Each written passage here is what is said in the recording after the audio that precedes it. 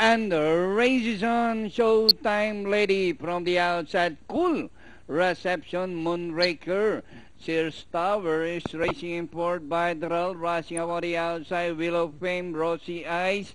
Coquette. Magical Halo and Federer. Showtime Lady by about 5 lengths, followed by Cool Reception.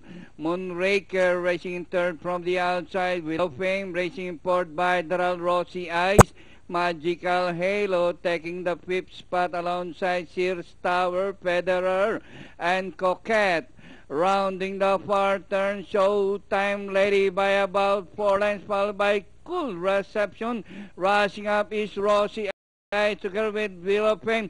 Federer is on the outside. Moonraker, Sears Tower as they race the last 450.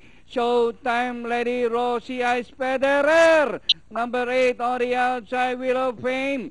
It's now Federer, Rosy Eyes in the middle. Federer, Rosy Eyes, Sears Tower on the further outside. And Wheel of Fame, Moonraker, Magical Halo. Federer, Sears Tower on the outside. Federer, Sears Tower, Rosy Eyes. And finally, it's going to be close. Sears Tower, Federer, Rosy Eyes, Moonraker, and Wheel of Fame for your Fantafecta.